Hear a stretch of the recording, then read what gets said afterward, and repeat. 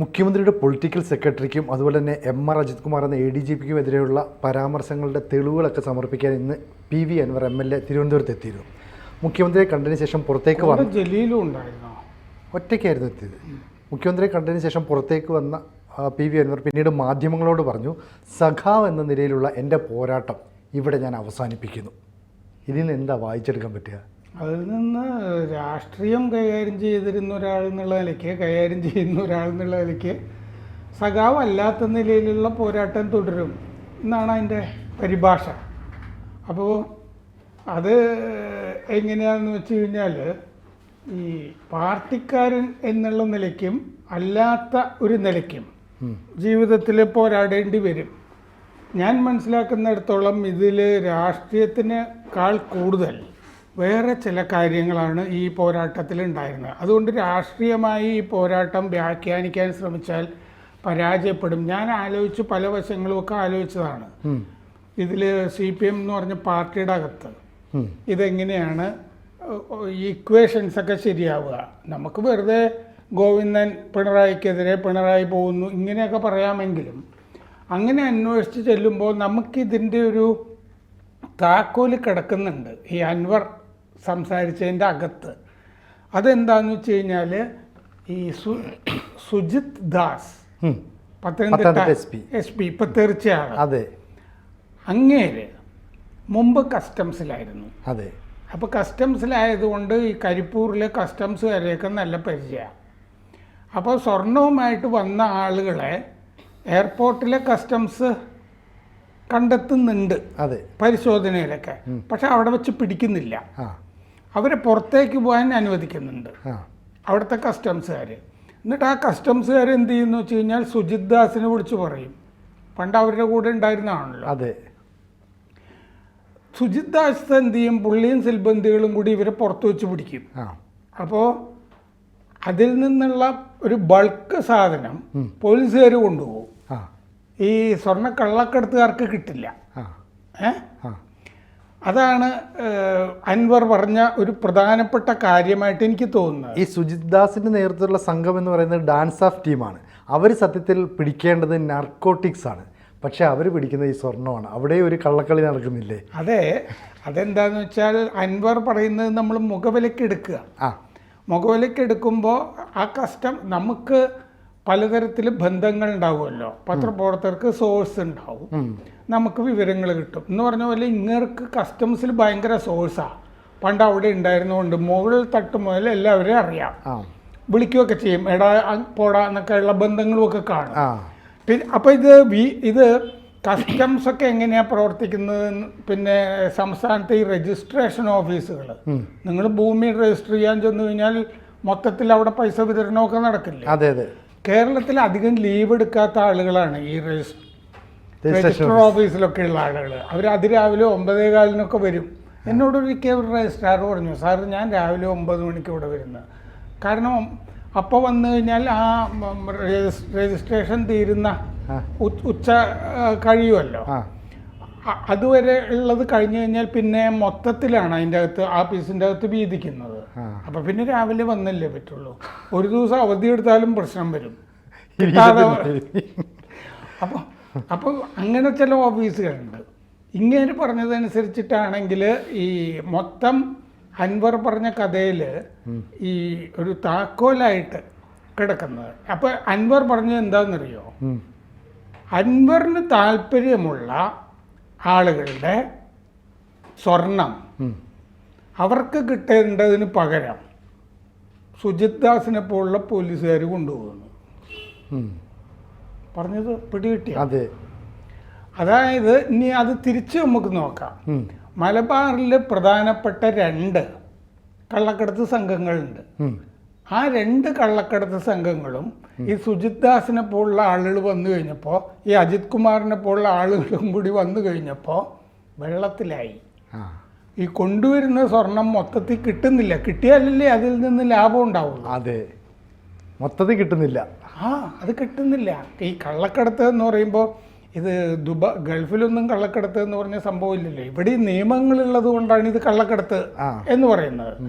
അതിൽ ടാക്സ് അങ്ങനത്തെ സംഗതികൾ എന്നൊക്കെ പറയുമ്പോൾ ഈ ലാഭം എന്നൊക്കെ പറയുന്നതൊക്കെ കുറച്ചല്ലേ അതെ കാണുള്ളൂ. അതെ അപ്പോൾ ആ സ്വർണം കൊണ്ടുവരുന്നത് മൊത്തത്തിൽ കിട്ടിയാലേ ഈ മുടക്ക് മുതലുമൊക്കെ കിട്ടുള്ളൂ. അവിടെ കൊടുക്കുന്ന പൈസ അങ്ങനത്തെ സംഭവങ്ങളും ഒക്കെ.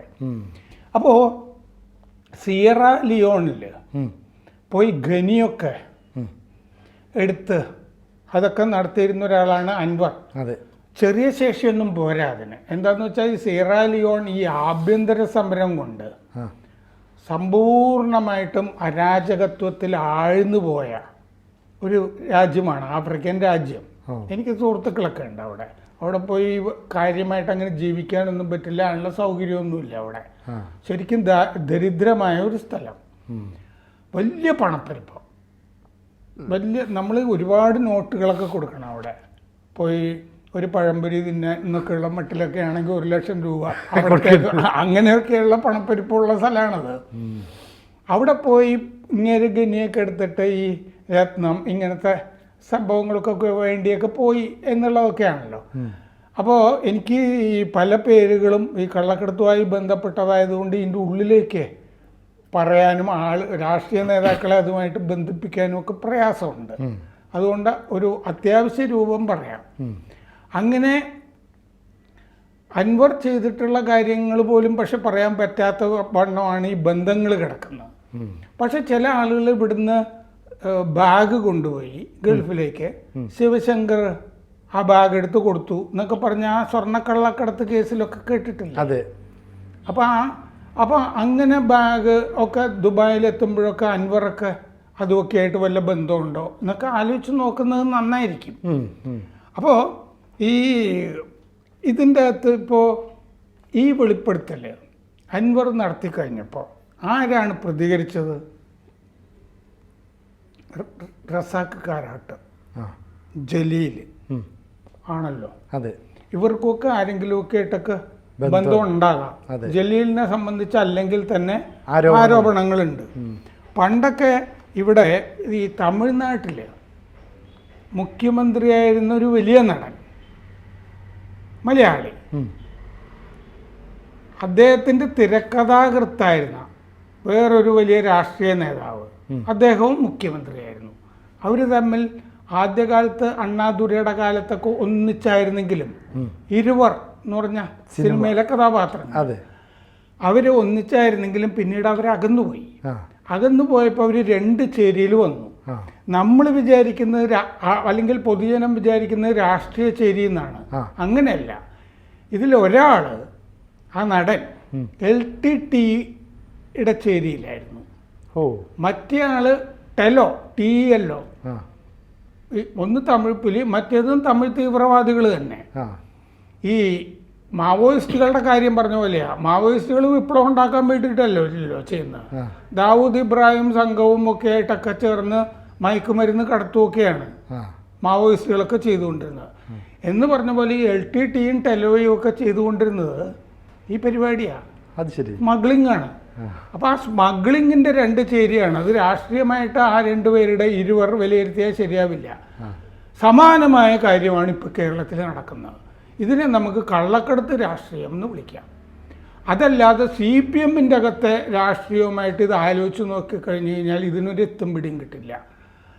മലബാറിലെ 2 കള്ളക്കടത്ത് ചേരികളിൽ ഏതിൻ്റെ കൂടെ ഏതൊക്കെ CPM നേതാവ് നിൽക്കുന്നു അതിനെ പറ്റിയിട്ടുള്ള അറിവ് നമുക്കുണ്ടെങ്കിൽ ഇപ്പം നടന്ന സംഭവങ്ങൾ ശരിക്കും മനസ്സിലാവും. ഇപ്പോൾ ഇതിനകത്ത് ഇൻവോൾവ് ആയപ്പോൾ സാറ് പറഞ്ഞൊരു നേതാവ് നമ്മൾ കോഴിക്കോട്ടെ കൊടുവള്ളി എന്ന് പറയുന്ന മേഖലയുമായി കേന്ദ്രീകരിച്ചൊക്കെ കേൾക്കുന്ന പേരല്ലേ. അപ്പം ഈ പറയുന്ന കോഴിക്കോട്ടെ ഈ സ്വർണ്ണക്കടത്ത് കേന്ദ്രത്തിൻ്റെ ഒരു പ്രധാന സ്ഥലം കൊടുവള്ളിയാണ്. അപ്പോൾ ഏകദേശം കണക്ഷനൊക്കെ തെളിഞ്ഞു വരുന്നു എന്നാണ് മനസ്സിലാക്കേണ്ടത്. ആ ഒരു ഇപ്പോൾ ഈ പറഞ്ഞ നേതാവുമായിട്ട് വലിയ ബന്ധമുണ്ടായിരുന്ന ആളാണ് മരിച്ചുപോയ മറ്റൊരു പാർട്ടി സെക്രട്ടറി. അതെ, അന്ന് അദ്ദേഹം മിനി കൂപ്പർ കാറിലൊക്കെ യാത്രയൊക്കെ ചെയ്തിരുന്നു. ഇപ്പോൾ ഈ അൻവറിൻ്റെയൊക്കെ വെളിപ്പെടുത്തലിൻ്റെയൊക്കെ പിന്നിൽ ആ കുടുംബം ഉണ്ടല്ലോ, മരിച്ചുപോയ സെക്രട്ടറിയുടെ കുടുംബം ഉണ്ട് എന്നാണ് എനിക്കുള്ള വിവരം. ബാക്കിൽ നിന്നുള്ളൊരു പിന്തുണ. അവരാണ് കുറേ വിവരങ്ങളുമൊക്കെ ഈ പറഞ്ഞ കുറേ വിവരങ്ങൾ അത് ശേഖരിച്ചു കൊടുത്തിരിക്കുന്നതുമൊക്കെ. കാരണം ആ നേതാവൊക്കെ ആയിട്ട് വളരെ അടുപ്പമുണ്ടായിരുന്ന ആളുമൊക്കെയാണ്. ആ നേതാവും ഒക്കെ ആയിട്ട് വലിയ അടുപ്പം ഉണ്ടായിരുന്ന ആളാണ് അൻവർ. അൻവറിന് പിന്നെ അടുപ്പമുള്ളൊരു നേതാവ് പി ജയരാജനാണ്. പി ജയരാജൻ. അപ്പം ജയരാജനും ആവശ്യമുണ്ട് ഇങ്ങനെ. അതെ. വേറെ നേതാക്കളൊന്നും ഇതിൻ്റെ അകത്ത് പ്രതികരിച്ചിട്ടില്ല. ഇനി മറ്റേ സെക്രട്ടറി ആയി മരിച്ചുപോയ ആളുടെ കുടുംബത്തിനെ പറ്റി നമ്മൾ പറഞ്ഞല്ലോ. അദ്ദേഹത്തിന് മുസ്ലിം ലീഗിലെ ഒരു നേതാവുമായിട്ട് വലിയ അടുത്ത ബന്ധം ഉണ്ടായിരുന്നു, മന്ത്രിയൊക്കെ ആയിരുന്നേ. ആ മുസ്ലിം ലീഗ് നേതാവ് ഉണ്ടല്ലോ, ഇപ്പോഴും ഉണ്ട്. ആ നേതാവുമായിട്ടൊക്കെ അടുത്ത് പോകുന്ന ആളുകളാണ് പി ശശിയും അജിത് കുമാർ. എന്ന് പറഞ്ഞാൽ വിവാദമായ കേസുകളിലൊക്കെ ഉൾപ്പെടാവുന്ന ലീഗിലെ നേതാവായിരിക്കും സാർ ഉദ്ദേശിക്കുന്നത്. അതെ. അപ്പോൾ അദ്ദേഹത്തിൻ്റെ ശരിക്കും ഗ്രൂപ്പിൽപ്പെട്ട നേതാക്കളാണ് ഈ ശശി, പിന്നെ ഈ അജിത് കുമാർ പറയുന്നത്. മറ്റേ കാരാട്ട്, ജലീൽ, അൻവർ, ഇങ്ങനെ ഒരു ചേരി ഉണ്ടല്ലോ. അതെ. ആ ചേരിയോട് അടുപ്പം പുലർത്തി നിൽക്കുന്ന ഒരാളാണ് പിണറായി വിജയൻ. അതുകൊണ്ടാണ് പിണറായി വിജയൻ മിണ്ടാതിരുന്നത്. ഇന്ന് അവർ തമ്മിലൊരു സംസാരമൊക്കെ നടത്തിയിട്ട് തൽക്കാലം ഇത് വേണ്ടെന്ന് വെച്ചേക്ക്, ഒരു വെടിനിർത്തൽ അല്ലേ? തൽക്കാലം ആ സമയത്ത് പറയാനുള്ള അനുവാദമൊക്കെ കാണും. ഞാൻ പറഞ്ഞല്ലോ, ഇത് 2 കള്ളക്കടത്ത് ചേരികളുടെ പോര്. ഈ 2 ചേരികളും, കള്ളക്കടത്ത് ചേരികളും ഇങ്ങനത്തെ പോലീസുകാരെ കൊണ്ട് ഇപ്പോൾ 2 ചേരികളും ദുർബലമായിട്ട് നിൽക്കുകയാണ്. അത്യാവശ്യം പൊളിഞ്ഞിരിക്കുന്നു എന്ന് പറയാം. അതിൻ്റെ ദുഃഖപ്രകടനമാണ് ഈ കണ്ടുകൊണ്ടിരുന്നത്. ഈ മറ്റേ സെക്രട്ടറിയുടെ ഒരു മകൻ മുമ്പ് ഒരു തിരുവല്ല കേസിൽപ്പെട്ടിരുന്നു. അനഘ പീഡനക്കേസിൽ പെട്ടിരുന്ന സമയത്ത് ഇവിടെ നിന്ന് ഗൾഫിലേക്ക് കടത്തി. അന്ന് കോഴിക്കോട് കടവ് റിസോർട്ട് ദേവിപ്പിള്ളയുടെ പണിത് കൊണ്ടിരിക്കുന്ന കാലമൊക്കെയാണ്. അപ്പോൾ അതിലൊരാൾ ഇടപെട്ടിട്ട് FM വിസയിൽ മറ്റേ അങ്ങോട്ട് കൊണ്ടുപോയി. അവിടെ ജബലാലി പോർട്ടിൽ 3 റെസ്റ്റോറൻറ്റുള്ള ഒരാൾ അവിടെ കൊണ്ടുപോയി താമസിപ്പിക്കുകയൊക്കെ ചെയ്തു. അപ്പോൾ ആ സമയത്ത് ഈ സെക്രട്ടറി മറ്റേ ഐസ്ക്രീം കേസിൽ ഈ ലീഗ് നേതാവിനെ രക്ഷിക്കുകയൊക്കെ ചെയ്തിരുന്നു. അപ്പോൾ തിരിച്ച് പ്രത്യുപകാരവും കാര്യങ്ങളും ഒക്കെ വേണമല്ലോ. അപ്പോൾ അവിടെ മറ്റേ 15 കോടിയോളം രൂപ മുടക്കേണ്ടി വന്നു എന്നാണ് പറയുന്നത്. അത് മുടക്കിയത്, ഇനിയും എനിക്ക് 1-2 പേര് പറയാൻ ബുദ്ധിമുട്ടുണ്ട്, പക്ഷെ പ്രേക്ഷകർക്ക് മനസ്സിലാവുന്ന വിധത്തിൽ പറയാം. രാമലീല എന്ന് പറഞ്ഞ സിനിമ, ആ സിനിമയുമായി ബന്ധപ്പെട്ട് ഗൾഫിലുണ്ടായിരുന്ന ഒരാൾ ആണത് കൊടുത്തത്, പണം കൊടുത്തത്. അതുകൊണ്ടാണ് പിന്നീട് അതിലെ നടനെ ചില ആദ്യഘട്ടത്തിലൊക്കെ ഊരാനുമൊക്കെ ശ്രമിച്ചതും ഈ സെക്രട്ടറിയുടെ കുടുംബവും പിന്നെ വേറെ ചില കാരണങ്ങൾ കൊണ്ടൊക്കെ പരാജയപ്പെടുകയൊക്കെ ചെയ്തത്. മാത്രമല്ല, ആ സെക്രട്ടറിയുടെ ഭാര്യ 2011 ദുബായിൽ പോയപ്പോൾ ധരിച്ചിരുന്ന മാലയൊക്കെ വഴിയിൽ ഊരി വലിച്ചെറിഞ്ഞിരുന്നു എന്ന് പറഞ്ഞു. അതിപ്പോൾ 800 ഗ്രാമോ മറ്റോ ആണ്, പക്ഷെ കൊണ്ടുപോയത് മുക്കുവണ്ടങ്ങളായിരുന്നു. അപ്പോൾ തിരിച്ച് വേറെ 800 ഗ്രാം ധരിച്ച് ആണ് അവർ വന്നത് എന്നൊക്കെ പറഞ്ഞ് ശരിക്കും ഇതിൻ്റെ ഉള്ളിലുള്ള ആളുകൾക്കൊക്കെ അറിയാവുന്നതൊക്കെയാണ്. ഇവിടുന്ന് കൊണ്ടുപോയത് മാറ്റി അവിടുന്ന്. അപ്പോൾ അതിൻ്റെ അകത്തൊരു കോൺഗ്രസ് നേതാവ്, പഴയൊരു മുഖ്യമന്ത്രിയുടെ മകൻ, കോഴിക്കോട് ഭാഗത്തുമൊക്കെ മത്സരിച്ചിരുന്ന ഒരാൾ ആ കാര്യങ്ങളിലൊക്കെ കരിപ്പൂരൊക്കെ വരുമ്പോഴൊക്കെ സഹായിച്ചതൊക്കെ ആയിട്ട് റിപ്പോർട്ടുകളുണ്ട്. അതൊക്കെ ഊഹിക്കാവുന്ന ആളുകളാണ്.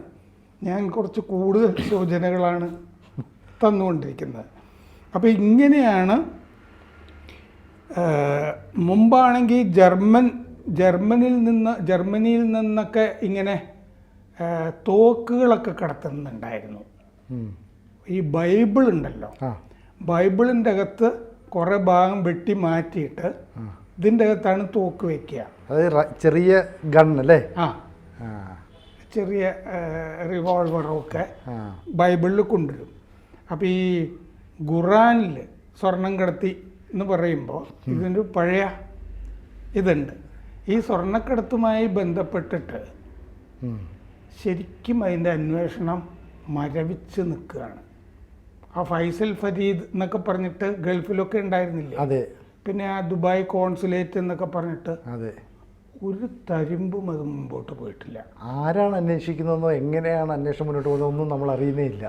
അതുമായി കൂട്ടിവെക്കേണ്ട കാര്യമാണ് ഇതിനൊക്കെ നേതൃത്വം നൽകിയിരുന്ന കസ്റ്റംസ് ഓഫീസറില്ലേ തിരുവനന്തപുരത്ത്. അതെ. മുമ്പ് ഡൽഹിയിലൊരു വലിയ കേസ്, ഒരു തുർക്കി യുവതിയോ അഫ്ഗാനിസ്ഥാൻ യുവതിയൊക്കെ ആയിട്ട് ബന്ധപ്പെട്ട കേസൊക്കെ പിടിച്ചിരുന്ന ആളാണ്, തമിഴ്നാട്ടിൽ നിന്നുള്ള ആള്. അദ്ദേഹം VRS എടുത്തു സമീപകാലത്ത്. ചിലപ്പോൾ ഇതിലെ ദുഃഖമൊക്കെ അതിൽ ഒരു ഘടകമായിരിക്കാം. മാത്രമല്ല, നമ്മൾ ഈ പറഞ്ഞ സ്വർണ്ണക്കള്ളക്കടത്ത് കേസില്ലേ, അത് മുഴുവൻ ചില ജ്വല്ലറി ഗ്രൂപ്പുകൾക്ക് കൊടുവള്ളിയിലൊക്കെ അല്ലേ വലിയ റെയ്ഡൊക്കെ. അതെ അതെ അതെ അതെ. അപ്പോൾ കൊടുവള്ളിയൊക്കെ ആയിട്ട് ബന്ധപ്പെട്ടതൊക്കെ ഇപ്പോൾ ഏതാണ്ട് 2 ചേരികൾ അത്യാവശ്യം പ്രേക്ഷകർക്ക് മനസ്സിലായി കാണും.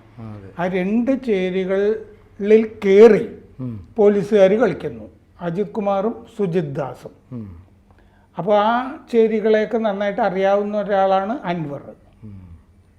അപ്പോൾ അൻവർ അതിലുള്ള അതൃപ്തി, അതാണ് ഈ ഇടപെടൽ. ആ അതൃപ്തി മറ്റേ ചേരിയിലുള്ള ആളായതുകൊണ്ട് ശശി ശരിക്ക് കൈകാര്യം ചെയ്തില്ല. അതാണ് പ്രശ്നമായത്. വ്യക്തല്ലേ? അതെ. അപ്പോൾ ഈ ശശി പണ്ടും ഈ ഐസ്ക്രീം സമയത്തൊക്കെ അൻവർ ഏത് ചേരിയിൽ നിൽക്കുന്നോ അവിടെയല്ല ശശി. രണ്ടുപേരും വിരുദ്ധ ചേരികളിലാണ്. ഇതാണ് ബേസിക് പ്രശ്നം. കോൺഫ്ലിക്റ്റ് ഓഫ് ഇൻട്രസ്റ്റ്, താല്പര്യ സംഘർഷം, അതാണ് വന്ന് പെട്ടുപോയത്. ഇങ്ങനെ നോക്കിയാൽ മനസ്സിലാവും. അപ്പോൾ അതുകൊണ്ട് ശശി ഇനി ഇപ്പോൾ ബ്രാഞ്ച് സമ്മേളനങ്ങൾ തുടങ്ങിയല്ലോ. അതെ. ഇനി ശശി സംസ്ഥാന സെക്രട്ടേറിയറ്റിൽ വരിക, പിന്നെ തലശ്ശേരിയിൽ മത്സരിക്കുക, പിന്നീട് മന്ത്രിയാവുക. ഇതൊന്നും ഈ ആ ചേരിക്കുണ്ടല്ലോ, അൻവർ നിൽക്കുന്ന ചേരി, അവർക്ക് ആലോചിക്കാൻ പോലും പറ്റുന്നതല്ല. ഉൾക്കൊള്ളാൻ പറ്റില്ല. അപ്പോൾ അതുകൊണ്ട് ഇപ്പോൾ ഉള്ള ഈ CPM-ലെ രാഷ്ട്രീയം കുറെ കാലം കൈകാര്യം ചെയ്ത ഒരാൾ എന്നുള്ള എനിക്ക് പറയാനുള്ളത്, ഈ ശശിയുടെ ചേരിയെ ഒതുക്കണം അൻവറിന്. അങ്ങനെയാണെങ്കിൽ ശശിയെ ഒതുക്കാൻ പിണറായി കൂട്ടു നിൽക്കുമോ? ഇതാണ് ഇപ്പോഴത്തെ രാഷ്ട്രീയ ചോദ്യം. സാർ, ഇതുവരെയുള്ള ഒരു കണക്ക് വെച്ച് പറയുകയാണെങ്കിൽ പിണറായി വിജയൻ എപ്പോഴും ശശിയെ ഒരു ഏറ്റവും അടുത്ത ആളിനെ പോലെ ഒരു ചിറകിനടിയിൽ എന്ന പോലെ സംരക്ഷിക്കുകയാണ്. അദ്ദേഹം കഴിഞ്ഞ തവണ ശശി സംസ്ഥാന സമ്മേളന പ്രതിനിധിയല്ലായിരുന്നു, എന്നിട്ട് സംസ്ഥാന കമ്മിറ്റിയിൽ എടുത്തു വെച്ചു. അതെ. അപ്പോൾ അങ്ങനെ സംരക്ഷിക്കുന്ന ശശിയെ ഈ സമ്മേളന കാലയളവിൽ ഒന്നുകിൽ കണ്ണൂരിൽ CPM ജില്ലാ സെക്രട്ടറി എന്ന പഴയ പദവിയിലേക്ക് തിരിച്ചു കൊണ്ടുവരികയോ അതല്ലെങ്കിൽ അതിനു മുകളിൽ ഈ സംസ്ഥാന സെക്രട്ടറി വരെ ആക്കാനോ ശ്രമിച്ചുകൂടാഴിയില്ലല്ലോ. കാരണം അത്രയും വിശ്വസ്തനല്ലേ. അല്ല, അദ്ദേഹം സെക്രട്ടേറിയറ്റിൽ ഈ സമ്മേളനത്തിൽ വന്നു കഴിഞ്ഞാൽ തലശ്ശേരിയിൽ സ്ഥാനാർത്ഥിയാകാനുള്ള സാധ്യത കൂടുതലാണ്. അതാണ് പ്രധാനപ്പെട്ട ഒരു പോസിബിലിറ്റി. പിന്നെ തലശ്ശേരിയും ഗുരുവായൂരും 2 സ്ഥലങ്ങൾ. ആ 2 സ്ഥലങ്ങളിലും കഴിഞ്ഞ നിയമസഭാ തെരഞ്ഞെടുപ്പിൽ BJPക്ക് സ്ഥാനാർത്ഥികൾ ഉണ്ടായില്ല എന്ന് ഓർക്കണം. ഗുരുവായൂരിൽ നാമനിർദ്ദേശ പത്രികയിൽ തന്നെ ഒപ്പ് കിട്ടിയില്ല BJP നേതാവിൻ്റെ. അതിനെപ്പറ്റി ഞാൻ ഇനി കൂടുതൽ പറയുന്നത് ശരിയല്ല. അപ്പോൾ BJP നേതാക്കളുടെ ഭയങ്കരമായ സാന്ദ്രീകരിച്ച മൗനം ഇപ്പോൾ ഉണ്ട് ഈ പ്രശ്നങ്ങളിൽ.